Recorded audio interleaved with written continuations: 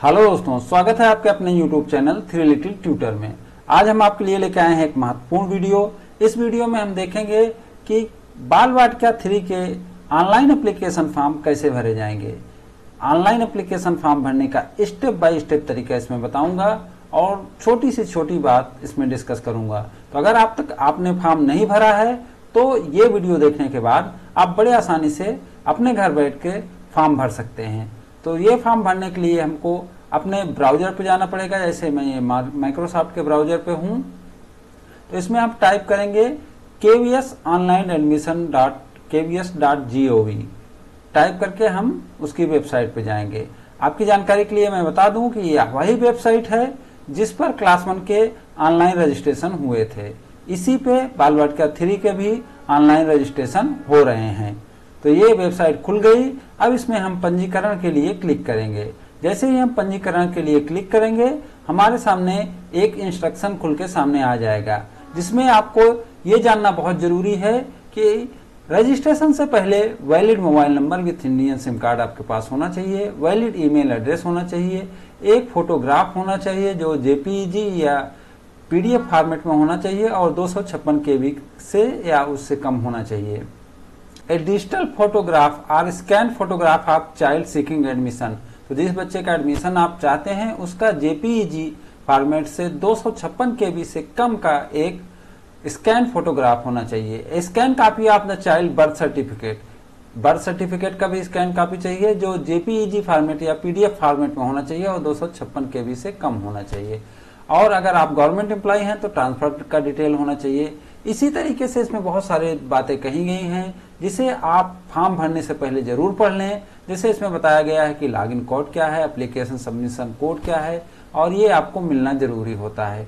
तो ये इंस्ट्रक्शन आप पढ़ लें। इस इंस्ट्रक्शन को पढ़ने के बाद ही अप्लाई करें। तो इंस्ट्रक्शन बहुत बड़ा है, इसलिए मैं इसे नहीं पढ़ रहा हूँ पूरा, क्योंकि वीडियो बहुत लंबा हो जाएगा, इसलिए मैं इसको नहीं पढ़ रहा हूँ। लेकिन आप इसको जरूर पढ़िएगा, उसके बाद ही आगे बढ़िएगा। मैं यहाँ एक टिक करना रहता है, I have carefully gone through all section and सब, मतलब मैंने सभी कुछ पढ़ लिया है और अच्छे से समझ लिया है। तो इसको राइट क्लिक करके आप आगे बढ़ें, प्रोसीड पे क्लिक करेंगे और आगे बढ़ेंगे। तो हमने राइट क्लिक कर दिया है, अब हम आगे बढ़ेंगे। जैसे ही हम आगे बढ़ेंगे तो हमारे लिए नया पंजीकरण, न्यू रजिस्ट्रेशन का फॉर्म खुल जाएगा। इसमें हमको बच्चे का पहला नाम लिखना है, तो मैं यहाँ बच्चे का पहला नाम टाइप कर दे रहा हूँ। फिर बच्चे का मध्य नाम लिखना है, तो उसके बाद मैं बच्चे का मध्य नाम टाइप कर दूंगा। तो मैंने बच्चे का मध्य नाम भी टाइप कर दिया है। अब चूंकि बच्चे का थर्ड नाम लास्ट नेम नहीं है, इसलिए इसको खाली छोड़ दूंगा। अब पूछ रहा है यदि बच्चा दिव्यांग है तो इससे टिक करें, तो मेरा बच्चा दिव्यांग नहीं है, इसलिए मैंने नो टिक किया है। उसके बाद बच्चे की जन्मतिथि भरेंगे, तो बच्चे की जन्मतिथि हम इसमें भर देते हैं। उसके बाद क्या बच्चा केंद्रीय विद्यालय संगठन के कर्मचारी का बच्चा है, तो नहीं, तो इसमें नॉट एप्लीकेबल भर देंगे। फिर हम ईमेल पता भरेंगे, अपना ईमेल आईडी डालेंगे। फिर हम मोबाइल नंबर डालेंगे। अब उसके बाद हमने ईमेल आईडी और मोबाइल नंबर डाल दिया है। अब हम कैप्चा जो दिख रहा है 9J28SW, इसको टाइप करेंगे और एक बार चेक कर लेंगे कि हमने क्या सारे डिटेल सही से भरे हैं कि नहीं। अगर हमने सारे डिटेल सही से भरे हैं तो अब मैं इसे सबमिट कर दूंगा। तो अब मैं इसे रजिस्टर्ड कर दूंगा। जैसे ही रजिस्टर पर क्लिक करेंगे तो हमारे लिए एक OTP का ऑप्शन आएगा। जो हमारा रजिस्टर्ड मोबाइल नंबर है उस पर OTP आएगा, तो उस OTP को हम यहाँ डाल देंगे और जो ये कैप्चा दिख रहा है AXMGSN, इसको टाइप करके ओके कर देंगे। तो हमारे पास ये रजिस्ट्रेशन का डिटेल आ जाएगा। ये रजिस्ट्रेशन डिटेल आप जरूर रख लें, इसका फोटो खींच लें, ये बहुत काम का चीज है। इसका प्रिंट निकाल लें, क्योंकि इसी से आगे हम रजिस्टर्ड कर पाएंगे। तो चलिए हम आगे अब इसको रजिस्टर्ड करते हैं। तो रजिस्ट्रेशन के लिए हमने किया, तो इसमें लॉगिन कोड मांगेगा। ये लॉगिन कोड वही है जो इसके पहले अभी दिखाया गया था, तो हम इसमें लॉगिन कोड डालेंगे।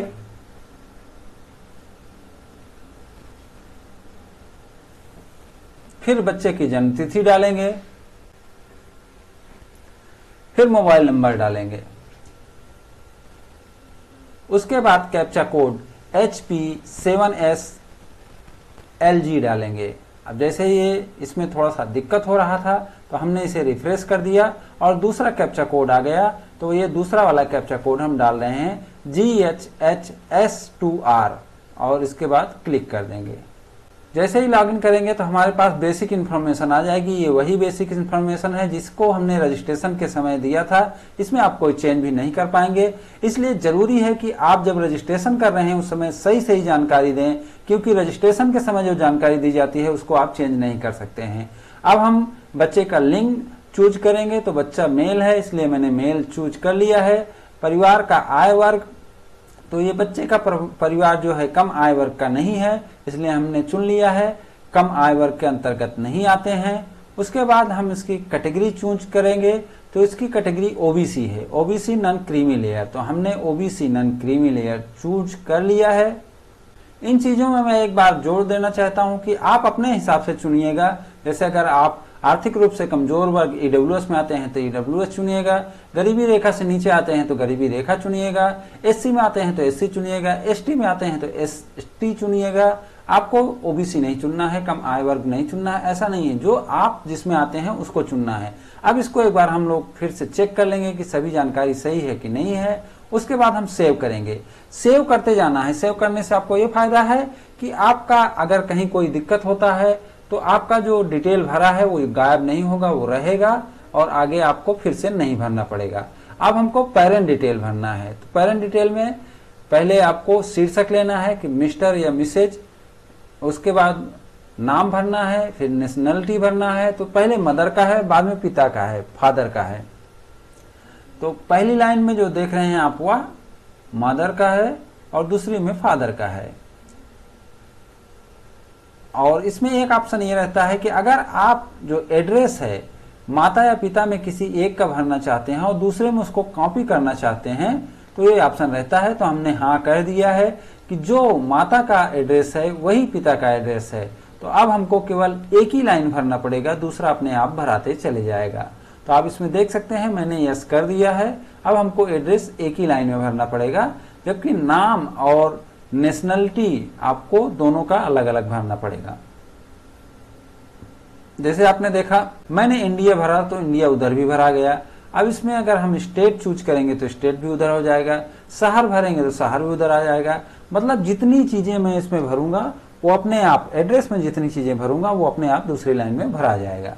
तो मैं इसको पूरा भर के आगे बढ़ता हूं। मैंने पूरा एड्रेस, मोबाइल नंबर और ईमेल भर दिया है। अब हमको भरना है कि माता क्या करती हैं। तो इनकी माता हाउसवाइफ हैं, तो हमने हाउसवाइफ भर दिया है। अब पिता का व्यवसाय भरना है, पिता का ऑक्यूपेशन भरना है। तो पिता जो है गवर्नमेंट जॉब में है और संस्था का नाम भरना है। तो उनके पिता इंडियन रेलवे में है, तो हमने भर दिया है इंडियन रेलवे। अब एक बार इसको फिर से हम चेक कर लेंगे, पूरा चेक करके सेव करेंगे और सेव करने के बाद ही नेक्स्ट जाएंगे। तो हमने चेक कर लिया है, अब इसे सेव कर देते हैं।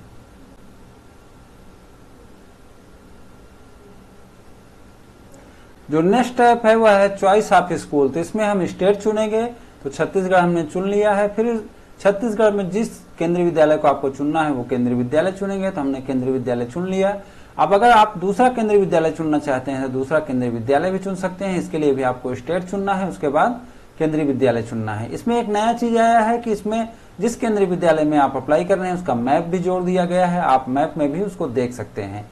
उसके बाद हमको केंद्रीय विद्यालय से अपने घर की दूरी चुनना रहती है। तो मेरे घर की दूरी केंद्रीय विद्यालय से 5 किलोमीटर से कम है, इसलिए मैंने चुन लिया है। तो इसलिए देखिए इसमें हो गया है कि निर्देश के अनुसार हम आरटी के लिए भी एलिजिबल हो गए हैं।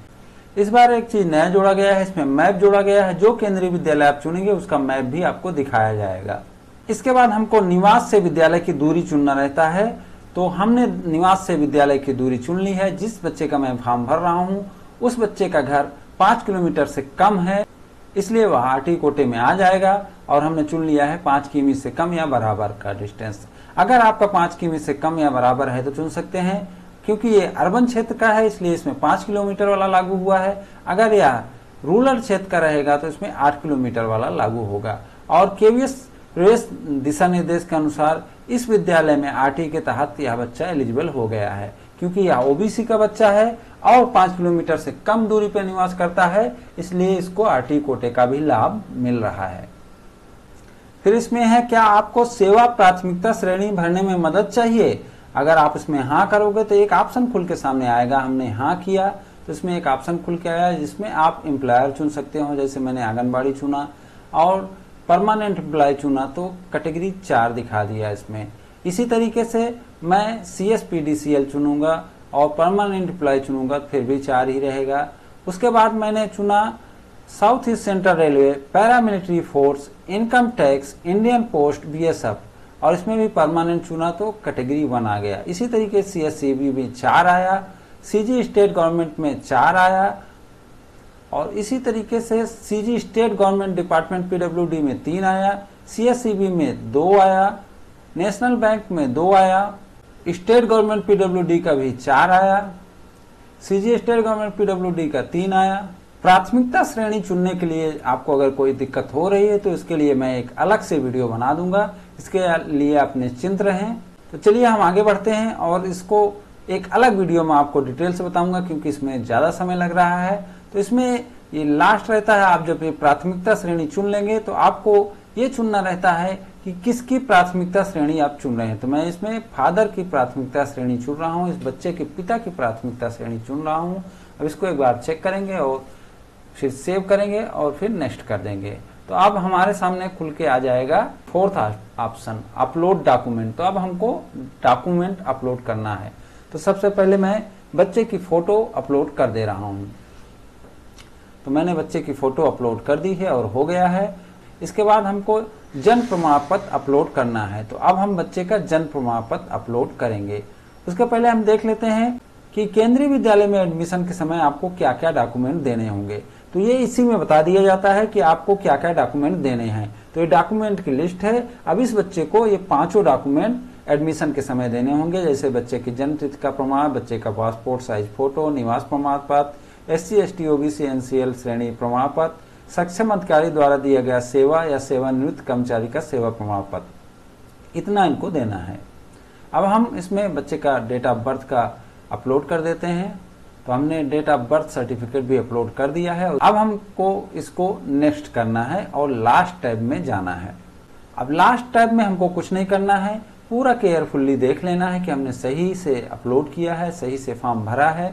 उसके बाद इसको इंस्ट्रक्शन को पढ़कर टिक करके हमें ओके कर देना है और फिर प्रीव्यू कर लेना है। अब ये प्रीव्यू को बड़े ध्यान से आपको देखना है कि आपने जो भी फॉर्म भरा है उसमें कोई गलती तो नहीं की है, डेट ऑफ बर्थ सही भरा है, ईमेल आईडी सही भरा है, नाम सही भरा है, ये सब एक बार चेक करके तब इसको सबमिट कीजिए। क्योंकि अभी तक आपका फॉर्म सबमिट नहीं हुआ है, क्योंकि आपको अभी तक फॉर्म का सबमिशन कोड नहीं प्राप्त हुआ है। जब तक आपके मोबाइल में फॉर्म का सबमिशन कोड ना आ जाए तब तक आपका फॉर्म सबमिट नहीं हुआ है। इसमें एक दिक्कत ये होती है कि जैसे प्रीव्यू देखते हैं तो अब देखेंगे कि इसमें फॉर्म सबमिट करने का कोई ऑप्शन नहीं आ रहा है। तो इसके लिए भी बार बार आप आता है आपका कमेंट कि फॉर्म सबमिट करने का ऑप्शन नहीं आ रहा है। तो जब आप रिव्यू देखेंगे तो उसमें फॉर्म सबमिट करने का ऑप्शन नहीं आएगा। तो आप ऊपर जाएंगे जहां लिखा है माई एप्लीकेशन फॉर्म, वहां जाएंगे। आपको यहाँ पे जाना है, यहाँ पे माई एप्लीकेशन फॉर्म, ये प्रीव्यू में है अभी, इसमें नहीं जाना है, इसमें आपको ऑप्शन मिलेगा ही नहीं। आपको जाना है माई एप्लीकेशन फॉर्म पे। जब इसको क्लिक करेंगे तब आके खुल जाएगा सबमिशन के लिए। तो आप यहाँ से सबमिट कर सकते हैं अपने एप्लीकेशन को। तो अब मैं इस एप्लीकेशन को सबमिट कर दूंगा क्योंकि मैंने चेक कर लिया है मेरा एप्लीकेशन सही है, इसमें कोई गलती नहीं है। तो आप भी अपने एप्लीकेशन को सबमिट कर सकते हैं। इसके लिए भी OTP आएगा, जो आपने रजिस्टर्ड किया है मोबाइल उसी पे OTP आएगा। तो वो OTP डालकर आप वेरीफाई कर देंगे तो आपका एप्लीकेशन सबमिशन कोड आ जाएगा, माने आपका एप्लीकेशन सबमिट हो गया है। ये जो नंबर दिख रहा है यह एप्लीकेशन सबमिशन कोड है, इसी से माना जाएगा कि आपका एप्लीकेशन सबमिट हो गया है। आप प्रिंट का ऑप्शन दे सकते हैं। अब प्रिंट का ऑप्शन देंगे तो इसको प्रिंट आपको प्रिंट करा के रख लेना है। तो इस वीडियो में स्टेप बाय स्टेप फॉर्म भरने का पूरा तरीका मैं बताया हूं और कोशिश किया हूं कि एक एक पॉइंट को डिस्क्लोज करूं, अच्छे से बताऊं और कोशिश भी किया हूं। अगर इसमें भी कुछ बाकी रह गया है तो आप कमेंट कर सकते हैं, मैं कमेंट का आपका जवाब दूंगा और आपको बताऊंगा कि फॉर्म कैसे भरना है। इसमें सबसे ज्यादा दिक्कत जो 2 जगह होती है वो मैं आपको अभी बता दे रहा हूं। एक तो जब एप्लीकेशन सबमिट करना होता है तो कुछ लोग को सबमिशन का बटन नहीं मिलता। तो जो अभी मैं बताया हूं कि सबमिशन का बटन आपको यहाँ मिलेगा। जो अगर प्रीव्यू पे हैं आप तो प्रीव्यू वाले पे नहीं मिलेगा, प्रीव्यू वाले पे मत जाइए, आप केवीएस एडमिशन जो ये यहाँ ऊपर एक अलग से टैब खुला है उसको करेंगे तो वहाँ मिल जाएगा। और दूसरा चीज ये है कि जब आप रजिस्ट्रेशन करें तो आपका रजिस्ट्रेशन के समय कोई गलती नहीं होना चाहिए, क्योंकि उसमें कोई सुधार नहीं होता है। और अगर उसमें कोई गलती हो गई है तो वो रजिस्ट्रेशन रद्द करके आप नया रजिस्ट्रेशन कर लें। और आपका फॉर्म तब तक सबमिट नहीं हुआ है जब तक कि आपके मोबाइल पर एप्लीकेशन सबमिशन कोड नहीं आ जाता है। अगर आपके मोबाइल पर एप्लीकेशन सबमिशन कोड आ जाता है तो समझिए आपका एप्लीकेशन सबमिट हो गया है। तो उम्मीद करता हूँ ये जानकारी आपको अच्छी लगी होगी। अगर ये जानकारी आपको अच्छी लगी हो तो इसे लाइक एंड शेयर करें और हमारे चैनल को सब्सक्राइब भी करें। Thank you for watching.